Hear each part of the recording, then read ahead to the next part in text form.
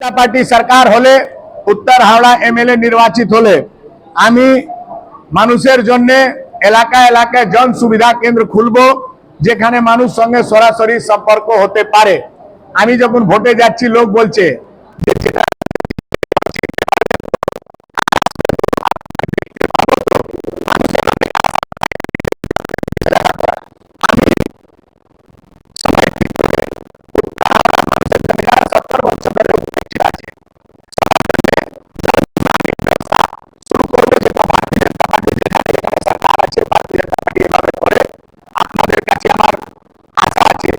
আপনি আমার এই বার্তা আপনার চ্যানেল আপনার মাধ্যমে জনগণের কাছে পৌঁছে দেবেন।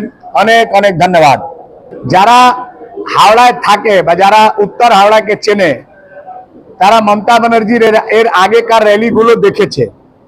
2011 সালে আমি বিজেপি প্রার্থী ছিলাম, নতুন প্রথমবার প্রার্থী ছিলাম। মমতা ব্যানার্জির একটা র্যালি ছিল শিবপুর থেকে বালি।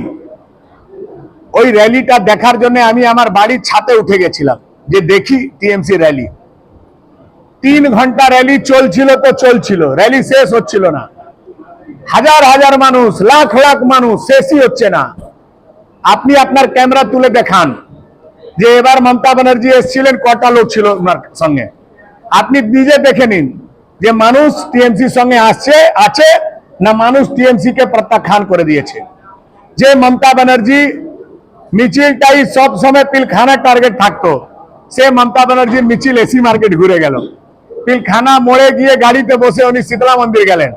আপনি বুঝতে পারছেন মমতা ব্যানার্জি বুঝে গেছেন যে উনি যে ভাষণ দিয়েছিলেন মঞ্চ থেকে যে আমি যতদিন আছি ততদিন আপনারা ভালো করে আছেন, আমি যেদিন থাকবো না সেদিন একটা কমিউনিটি 1 সেকেন্ডের মধ্যে আপনার 12 বাজিয়ে দেবে।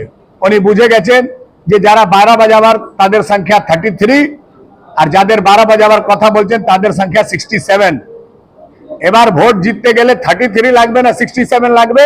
মমতা ব্যানার্জি এই বার্তাটা নিজের রোড শোতে দিয়ে দিয়েছেন। আগামী 23 এপ্রিল বিশ্বের সব থেকে লোকপ্রিয় নেতা, ভারতবর্ষের যশস্বী প্রধানমন্ত্রী বেলুর থেকে শীতলা মন্দির পর্যন্ত, বাদাঘাট পর্যন্ত একটি বিশাল রোড শো করবেন। আপনার প্রশ্নের উত্তর 23 তারিখ আপনার ক্যামেরা আপনার চ্যানেল দিয়ে দেবে।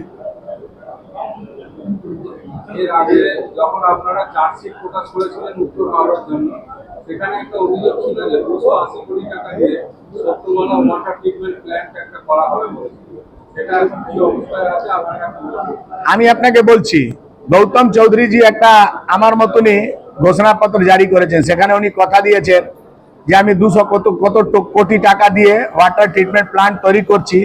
উত্তর হাওড়ায় 55,000 পরিবারের কাছে উনি বিশুদ্ধ পানীয় জল পৌঁছে দেবেন। তার ডেডলাইন ছিল 31 মার্চ। আজকে হয়ে গেছে অর্ধেক থেকে বেশি, মানে মোটামুটি এপ্রিল শেষের দিকে আছে, ভোট সামনে। গলি গলিতে রাস্তা ঢালাই হচ্ছে কিন্তু জলের কাজ হতে পারছে না। এরা শুধু মিথ্যা বলে। এই পুরো প্রজেক্টটা কেএমডি এর প্রজেক্ট। আপনি যদি গৌতম চৌধুরী ওই ঘোষণাপত্র দেখবেন, তার উপরে দেখবেন একটা জলের ট্যাঙ্কির ছবি আছে, উনি নাকি করেছেন। সেটা অমৃত 2.0 প্রজেক্ট, কেন্দ্র সরকারের অটল বিহারী বাজপেয়ীর নামে আছে, সেটা কেন্দ্র সরকারের। একটা ছবি দিয়েছেন, সেখানে একটা ভবন উনি নাকি করে দিয়েছেন গরিব মানুষের জন্য, সেটা এমপি লাইট থেকে প্রসূন ব্যানার্জি করেছে।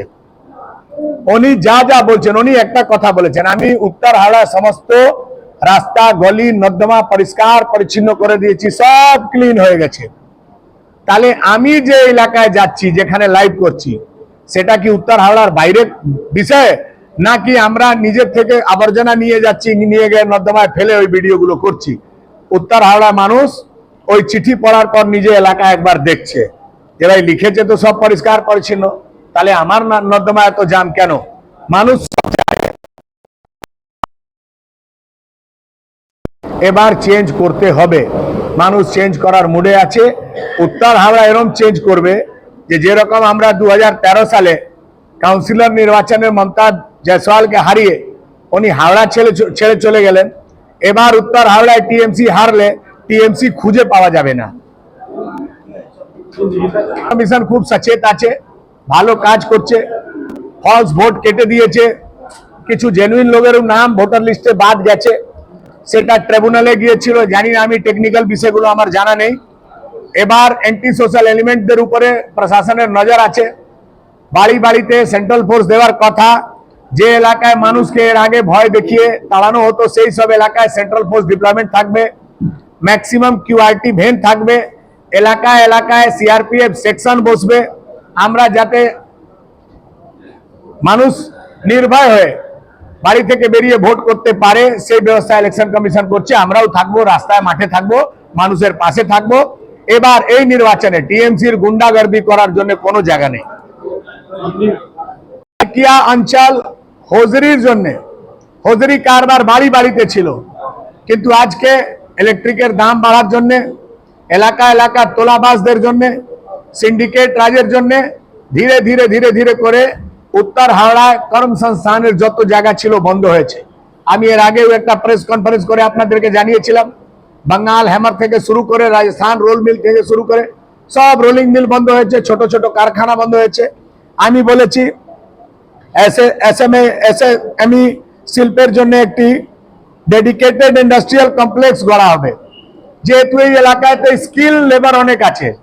তা আমরা এই উত্তর হাওড়ায় এই যে ঘুষুড়ি অঞ্চল ইন্ডাস্ট্রিয়াল এরিয়া আছে, এখানে মানুষ নিজের কারখানা গড়বে, স্কিল লেবারকে দিয়ে তারা কাজ পাবে, আর একটা ইন্ডাস্ট্রিয়াল হাব তৈরি করা হবে। উত্তর হাওড়ার যত ড্রেনেজ ব্যবস্থা আছে রেগুলার পরিষ্কার পরিচ্ছন্ন করে, যত ওপেন ড্রেন সব ড্রেন বন্ধ করে দেওয়া হবে। ড্রেনের মধ্যে শুধু জল যাবে, ড্রেনের মধ্যে জঞ্জাল যাবে না, এই ব্যবস্থা করা হবে। 1 বছরের মধ্যে উত্তর হাওড়ার মানুষ বাড়িতে বিশুদ্ধ পানীয় জল পাবে। এই কমিটমেন্টটা টিএমসিও করেছিল। একটা ওয়াটার ট্রিটমেন্ট প্ল্যান্ট করছে কেএমডিএ, কিন্তু তার কথা ছিল মার্চ মাসে বাড়ি বাড়ি জল পৌঁছে দেবে। আমি আপনার মাধ্যমে টিএমসি কোন একটা নেতা বা কেএমডিএ আধিকারিককে জিজ্ঞেস করতে চাই, কোন হিসাবে বলেছিল? আজকে উত্তর হাওড়ায় 40% এলাকাতেই মাত্র তার পাইপ লাইন বেছানো হয়েছে। তাহলে এই উত্তর হাওড়ার মানুষকে কি করে তারা মার্চের মধ্যে এই জল পৌঁছে দেওয়ার কথা বলেছিল? এটা শুধু পলিটিক্যাল স্টান্ট। 1 বছরের মধ্যে উত্তর হাওড়ায় সমস্ত এলাকায় বিশুদ্ধ পানীয় জল পৌঁছে দেওয়ার কাজ ভারতীয় জনতা পার্টি সরকার করবে। আপনারা জানেন, যেহেতু উত্তর হাওড়া ইস্যু নেই তবুও আমি আপনাকে বলি, হাওড়া জেলার ডাম্পিং গ্রাউন্ড বেলগাছিয়া ভাগাড় হাওড়ার জন্য একটা অভিশাপ আছে। আপনাদের মধ্যে অনেক লোক আছেন যারা ওই এলাকা থেকে যাতায়াত করেন বা তার পাশে থাকেন। একটা ডাম্পিং গ্রাউন্ড যে একটা শহরের জন্য অভিশাপ হতে পারে, সেটা হাওড়ার মানুষ দেখেছে। ধস নেমেছে, পাইপ লাইন ফেটে গেল, কয়েক দিন কয়েক সপ্তাহ মানুষ জল যন্ত্রণা ভুগলো। আমরা বলছি যে এই আধুনিক গার্বেজ কম্প্যাক্টর এলাকায় এলাকায় বসিয়ে পুরো রাস্তাটাকে ভ্যাট মুক্ত করে দেওয়ার আমরা মানুষকে কথা দিচ্ছি। খুব তাড়াতাড়ি হাওড়া শহরে কোনো রাস্তায় আপনি কোনো ভ্যাট, কোনো কুড়াদান, কোনো কুড়াখানা দেখতে পাবেন না। আমি ছোটবেলা থেকে, যখন আমি ছোট ছিলাম, তখন সালকিয়া ফ্লাইওভারে ভূমি পূজন হয়েছিল। তার যত টাকা এসেছিল সেসব তার ভিতেই চলে গেল। মাঝখানে টিএমসি সরকার যখন হয়েছিল তখন মাননীয় অশোক ঘোষজি বিধায়ক, উনি আবার একবার ফিরহাদ হাকিমকে ডেকে এনেছিলেন। সালকিয়া ফ্লাইওভারে পুনরায় ভূমি পূজন হলো, কিন্তু তার 1 সপ্তাহ পর উনি প্রেস করে বললেন যে সালকিয়া ফ্লাইওভারের দরকার নেই। যাদের ঘর বাড়ি ওই ফ্লাইওভারে আওতায় আসছিল তারা সবাই কম্পেনসেশন পেয়ে গেছে, দোকান পেয়েছে, বাড়ি পেয়েছে, সবই পেয়েছে, চাবি পেয়ে গেল, কিন্তু উত্তর হাওড়ার মানুষ সালকিয়া ফ্লাইওভার পায়নি। আজকেও ওখানে যানজট প্রচুর হয়। খুব তাড়াতাড়ি এই সমস্ত যত বাধা ব্যাধি আছে সেটাকে কাটিয়ে আমরা সালকিয়া ফ্লাইওভার আর সালকিয়া ফ্লাইওভারের সঙ্গে সঙ্গে আরো যেখানে যেখানে ফ্লাইওভার দরকার আছে উত্তর হাওড়ায় করার কাজ করবে ভারতীয় জনতা পার্টি সরকার। लाल मिश्रा रोड, बीबी बागान, कपूर गली, फकीर बागान एवं नस्करपाड़ा रोड सह पुरानो एलाकाय प्रतिटी रास्ता आधुनिकीकरण पुनर्निर्माण करा होबे। আপনি দেখেছেন এই সব এলাকায় যেভাবে আমার পাড়ায় আমার সমাধান করে মানুষকে দুর্ভোগে দিয়েছে, এই সামনে এপ্রিল মে মাসে আপনি দেখে নেবেন, বৃষ্টি হওয়ার পর পুরনো যত বাড়ি তার বাড়ির জল বেরোবার কোনো স্কোপ নেই। মানুষ বাড়িতে থালা নিয়ে বাড়ি থেকে জল বের করছে এখনই। এই আমার পাড়ায় আমার সমাধান হচ্ছে আমার পাড়ায় সব থেকে বড় সমস্যা হয়ে যাবে। আর লাগাতার 15 বছর ধরে তৃণমূল কংগ্রেসের সরকার আছে। সেই একটি বিধানসভা উত্তর হাওড়া, সেখানকার মানুষ আজ পর্যন্ত শুদ্ধ পানীয় জল পাচ্ছে না। উত্তর হাওড়া 70% এলাকা জলমগ্ন হয়ে যাচ্ছে।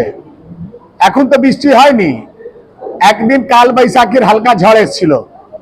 আজকের ডেটে আমি আপনাকে বলছি উত্তর হাওড়ায় ম্যাক্সিমাম এলাকা এরকম আছে যেখানে এখনো যাবেন তো বাড়িতে জল জমে আছে। চারদিকে ওপেন ড্রেন, আর ওপেন ড্রেন একেবারে ভর্তি আছে আবর্জনা দিয়ে। যেদিন 2 বছর আগে ভারতবর্ষের স্বচ্ছতা সার্ভে এসেছিল, সেই সার্ভেতে বলেছে যে ভারতবর্ষের সব থেকে পরিষ্কার পরিচ্ছন্ন শহরের নাম হচ্ছে ইন্দোর, আর ভারতবর্ষের সব থেকে নোংরা শহরের নাম হচ্ছে 1 নম্বরে হাওড়া। সেদিন আমার লজ্জা এসেছিল। টিএমসি লোকেরা বললো যে এটা প্রোপাগেন্ডা, এটা হতে পারে না। আমারও মনে হয়েছিল যে ভারতবর্ষে তো অনেক এরকম শহর আছে, অনেক প্রদেশ আছে যেখানে নোংরা শহর হতে পারে, হাওড়াকে কি করে বলে দিল। কিন্তু এই যে প্রচারে আমি বেরিয়েছি, আমি যে দৃশ্য দেখেছি, তারপরে মনে হচ্ছে যে যারা সার্ভে করেছে তারা একদম সঠিক সার্ভে করেছে।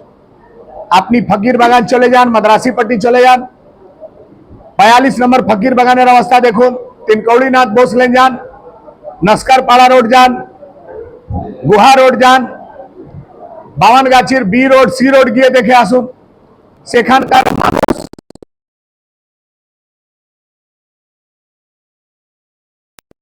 যে উড়িয়া পাড়ার ভিতরে একটা এরিয়া আছে, সেখানকার মানুষ মৃত্যুর পর নরকে যাবে না।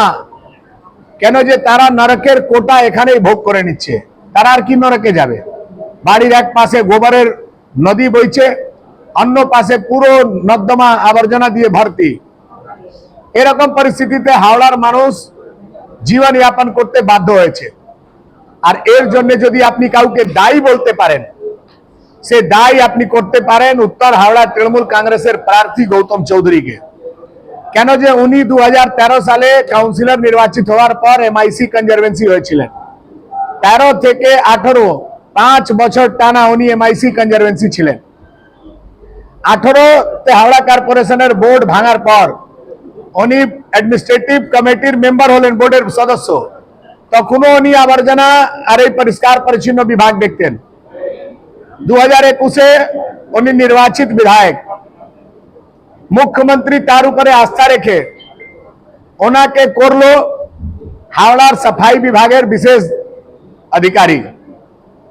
মানে হলো 2013 থেকে 2026 পর্যন্ত হাওড়ার সাফ সাফাইয়ের দায়িত্ব গৌতম চৌধুরী। সেই গৌতম চৌধুরীর কার্যকালে হাওড়া দেশের সব থেকে নোংরা শহরে 1 নম্বরে আসছে। আজকের ডেটে উনি প্রার্থী, এলাকা এলাকা ঘুরে শুধু নর্দমা পরিষ্কার করাচ্ছেন। আপনি বুঝতে পারছেন এই উত্তর হাওড়ার অবস্থা কি। এই সমস্ত অভিযোগ শুনেছি, মানুষের দুঃখ শুনেছি। এটা শোনার পর ভারতীয় জনতা পার্টি নির্বাচনে যেহেতু নেমেছে, আমার পার্টি একটা ঘোষণাপত্র জারি করেছে। আমার পার্টি ঘোষণাপত্র রাজ্যের জন্য একটা আছে, সেটা আপনারা সবাই পেয়েছেন বিভিন্ন জায়গাতে। এটা বলছে ভরসা শপথ। এই ঘোষণাপত্রে পশ্চিম বাংলায় ভারতীয় জনতা পার্টি সরকার হলে বিজেপি কি কি করবে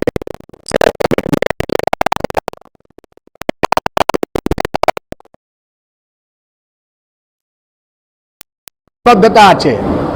এই উত্তর হাওড়ার মানুষ বিগত 70 বছর ধরে উন্নয়নের নামে শুধু নর্দমা পরিষ্কার, স্ট্রিট লাইট, ত্রিফলা লাইট, হাইমাস্ট লাইট এটাই পেয়েছে। মহিলারা উন্নয়নের নামে কি পেয়েছে? 2016-তে 500 টাকা লক্ষ্মী ভান্ডার, 21-এ 1000 টাকা লক্ষ্মী ভান্ডার, আর 26-এ 1500 টাকা লক্ষ্মী ভান্ডার। যে আমার বোনেরা মায়েরা নির্যাতিতা হয়েছেন, তাদেরকে বলেছে যে তারা নাকি কেউ 5 লাখ, কেউ 7 লাখ, কেউ 10 লাখ টাকা পাবে। আপনাকে বুঝতে হবে যে এই পশ্চিমবাংলা কোথায় চলে গেছে। এবার আমি যেহেতু এখানে প্রার্থী, আমি মানুষের কাছে আমার একটা ম্যানিফেস্টো উত্তর হাওড়া মানুষের কাছে পৌঁছে দিচ্ছি। আমার পার্টির কর্মীরা যাচ্ছে, আমিও যাচ্ছি। ওই কয়েকটি বিষয় আমি আপনাদের সামনে আজকে তুলে রাখবো।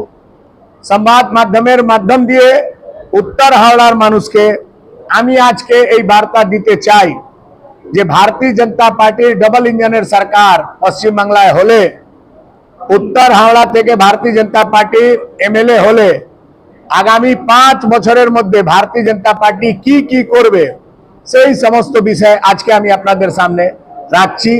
এই কাগজটা যেভাবে মোদিজির গ্যারান্টি ইন্ডাস্ট্রিয়াল ট্রেনিং ইনস্টিটিউট বা স্কিল ডেভেলপমেন্টের জন্য একটা ইনস্টিটিউট তৈরি করা হবে।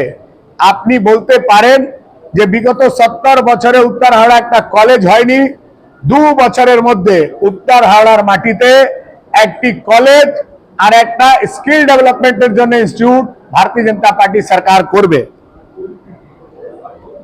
একটা আমার স্বপ্নের বিষয় আছে, Howrah station heritage station, Howrah bridge ঐতিহাসিক হাওড়া ব্রিজ, তার মাঝখানে আছে Kolkata bus stand, Howrah bus stand, taxi stand, auto stand. Station থেকে বের হওয়ার পর এরকম মনে হয় যে আপনি কোথায় চলে এসেছেন। 4টে পা যদি বাড়াবেন, একটা পা কোনো না কোনো জায়গায় নোংরা জায়গাতে চলেই যাবে, চারিদিকে আবর্জনা নোংরা।